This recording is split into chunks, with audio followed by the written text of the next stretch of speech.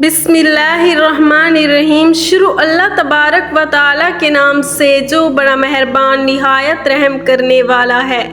1400 سال گزر جانے کے بعد بھی رسول محترم سرور کائنات حضرت محمد صلی اللہ علیہ وسلم کے ایک صحابی زندہ ہیں جن کی زیارت کے لیے ہر سال لاکھوں لوگ اردن کا سفر کرتے ہیں۔ آئیے ان صحابی کے بارے میں تفصیل سے واقعہ بیان کرتے ہیں۔ پیارے دوستو، سرور کائنات نبی محترم حضرت محمد صلی اللہ علیہ وسلم کی عمر مبارک جب 12 سال ہوئی تو آپ نے اپنے چچا محترم حضرت ابو طالب کے ساتھ شام کی طرف ایک تجارتی سفر کیا۔ یہ ایک ایسا سفر تھا جس میں پہلی بار اللہ کے آخری نبی کو 12 سال کی عمر میں کسی نے پہچان لیا اور کھل کر اعلان کر دیا، یہ بچہ اللہ کا آخری نبی ہے۔ ناظرین گرامی، یہ واقعہ جامع ترمذی، مصنف ابن ابی شیبہ، تاریخ ابن عساکر، صحیح بخاری، البدایہ والنہایہ، تاریخ طبری، سیرت ابن ہشام، طبقات ابن سعد، الحاکم، دلائل نبوہ، سیرت حلبیہ اور خصائص الکبریٰ میں کمی بیشی کے ساتھ صحیح اسناد سے مذکور ہے۔ ناظرین گرامی، اہل قریش تجارتی مقاصد کے لیے 2 بڑے سفر کرتے تھے۔ موسم گرما میں شام کی طرف، جب سردیوں میں یمن کی جانب سفر کیا جاتا تھا۔ اللہ پاک نے قرآن میں بھی قریش کے ان تجارتی سفروں کا ذکر کیا ہے۔ چنانچہ حضرت ابو طالب تجارت سے وابستہ تھے، اس لیے انہوں نے قریش مکہ کے ساتھ تجارتی سفر کا منصوبہ بنایا۔ یہ 586 عیسوی کا واقعہ ہے۔ اس وقت حضور اکرم صلی اللہ علیہ وسلم حضرت ابو طالب کی زیر کفالت تھے، تو حضرت ابو طالب حضور اکرم صلی اللہ علیہ وسلم کو بھی اپنے ساتھ تجارتی سفر پر لے گئے، جبکہ کچھ روایات میں یہ ملتا ہے کہ حضرت ابو طالب حضور اکرم صلی اللہ علیہ وسلم کو مکہ سے باہر نہ لے جانا چاہتے تھے، کیونکہ وہ آپ صلی اللہ علیہ وسلم کے بچپن کے معجزات سے واقف تھے۔ انہیں ڈر یہ تھا کہ مکہ کے باہر کہیں کوئی یہودی گروہ آپ صلی اللہ علیہ وسلم کو کوئی نقصان نہ پہنچا دے۔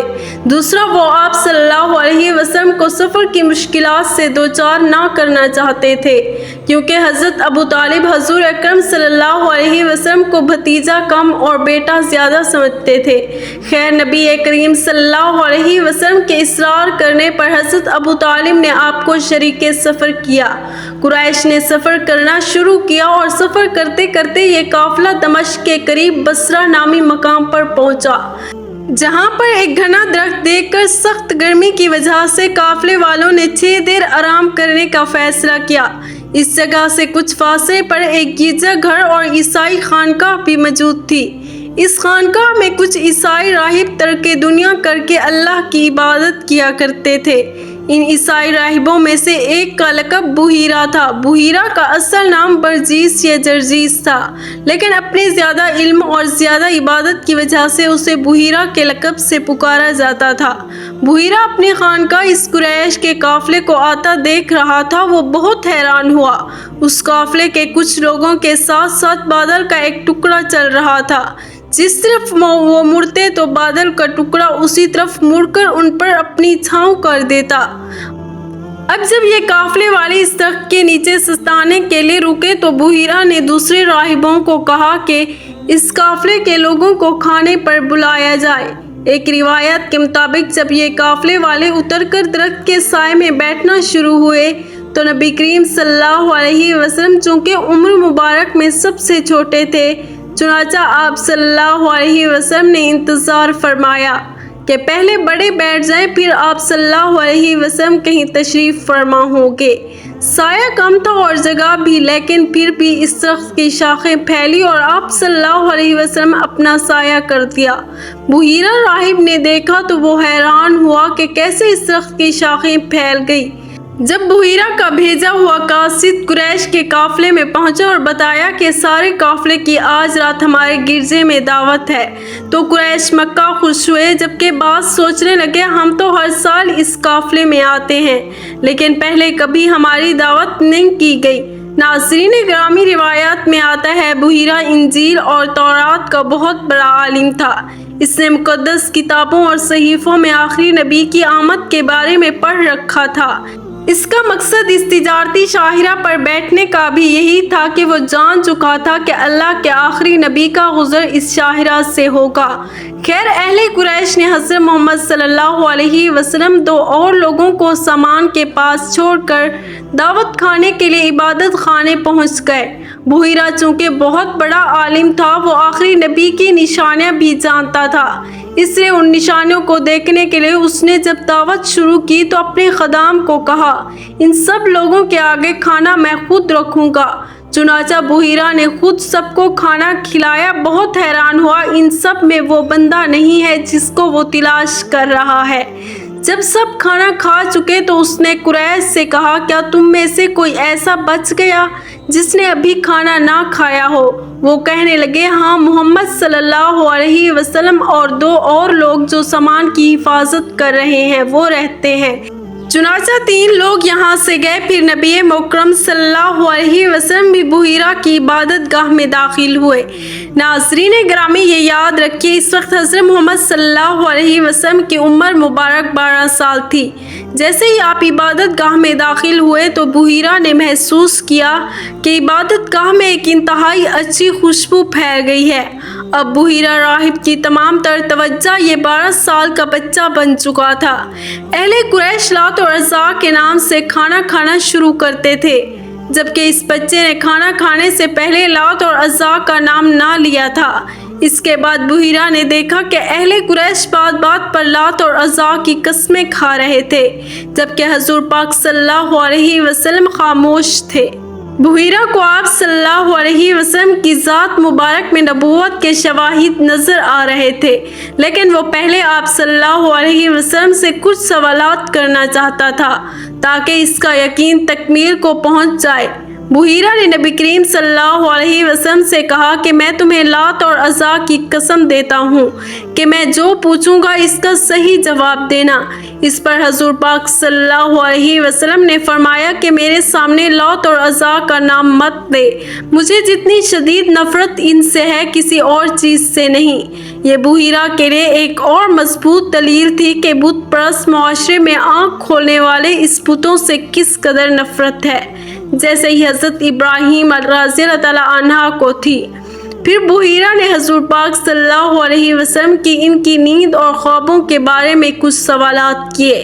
بنیادی طور پر بحیرہ کو آخری نبی کی نشانیوں کا علم تھا، وہ ان نشانیوں کو پورا کر رہا تھا۔ نبی کریم صلی اللہ علیہ وسلم سے سوالات و جوابات کا جب یہ سلسلہ ختم ہوا تو بحیرہ نے نبی کریم صلی اللہ علیہ وسلم سے کہا کہ وہ ان کی پشت مبارک دیکھنا چاہتا ہے۔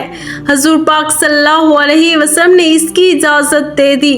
بحیرہ نے حضور پاک صلی اللہ علیہ وسلم کی پشت مبارک پر جب نبوت کی مہر دیکھی تو بحیرہ کا یقین مکمل ہو گیا کہ آپ صلی اللہ علیہ وسلم ہی اللہ کے آخری نبی ہیں۔ بحیرہ نے پھر حضرت ابو طالب سے پوچھا، یہ لڑکا رشتے میں آپ کا کیا لگتا ہے؟ اس پر حضرت ابو طالب فرمانے لگے، یہ میرا بیٹا ہے۔ راہب بحیرہ تھوڑا چونکا اور کہنے لگا، میرے علم کے مطابق اس بچے کے والد اس کی پیدائش سے پہلے فوت ہوئے ہیں۔ حضرت ابو طالب کہنے لگے، ہاں میں اس کا چچا ہوں، لیکن یہ مجھے اپنے بیٹوں کی طرح عزیز ہے۔ بحیرہ کہنے لگا، یہ لڑکا اللہ کا آخری نبی ہے، اس کا نام اور یہ نشانیاں جن کو میں نے جانچ لیا ہے تمام مقدس کتابوں میں لکھی ہیں۔ اس لڑکے کو جلد واپس مکہ لے جاؤ، کیونکہ اگر رومیوں اور یہودیوں کو یہ نشانیاں دکھ گئی تو وہ ضرور اس کو نقصان پہنچائیں گے اور تمہارے قافلے کو تباہ کر دیں گے۔ یہ سنتے ہی حضرت ابو طالب نے اپنا سفر منسوخ کیا اور محمد صلی اللہ علیہ وسلم کو لے کر مکہ واپس چلے گئے۔ قریش کے سب لوگوں نے بحیرہ کی باتیں سنی، لیکن بد نصیبی کہ ان کو ایمان نصیب نہ ہوا، چونکہ بحیرہ کہنے لگا کہ میں ان پر ایمان لاتا ہوں اور سچے دل سے ان کی رسالت کو قبول کرتا ہوں۔ ناظرین گرامی، چونکہ پودے جاندار ہوتے ہیں، اس لیے وہ درخت جس کا اس واقعے میں ذکر ہے، جس کے سائے سے دور حضور اکرم صلی اللہ علیہ وسلم بیٹھے تو اس نے اپنی شاخیں پھیلا دی۔ اسے مفسرین نے صحابی درخت کہہ کر پکارا ہے۔ 1400 سال سے زائد کا عرصہ گزرنے کے بعد بھی یہ درخت وہ واحد جاندار چیز ہے جسے نبی کریم صلی اللہ علیہ وسلم کی زیارت کا شرف حاصل ہے۔ ایک عرصہ پہلے تک وہ صحابی درخت کے جس کی نسبت حضور پاک صلی اللہ علیہ وسلم سے ہے لوگوں کے علم میں تو موجود تھا، لیکن اس درخت کی مخصوص جگہ یا محل وقوع کے بارے میں کسی کو کچھ خاص معلومات نہ تھی۔ یہ درخت اب مشرقی اردن میں صفا کے مقام پر وادی سیر میں دریافت ہو چکا ہے۔ اس معجزاتی درخت کو دور سے ہی پہچانا جا سکتا ہے کیونکہ کئی 100 مربع کلومیٹر کے خشک اور صحرائی علاقے میں یہ واحد جاندار چیز آپ کو دیکھنے کو ملے گی۔ بقول اردن کے بادشاہ عبداللہ کے میں ہیلی کاپٹر میں صحرا کے اوپر سے گزر رہا تھا کہ میں نے نیچے ایک درخت کو دیکھا۔ اس صحرا میں نہ کوئی اور پودا تھا، نہ کوئی کھیت، نہ ہی پانی۔ اس درخت کا اس صحرا میں تر و تازگی کے ساتھ موجود ہونا میرے لیے ایک واضح دلیل تھی۔ یہ درخت اپنی ذات میں ایک معجزہ ہے۔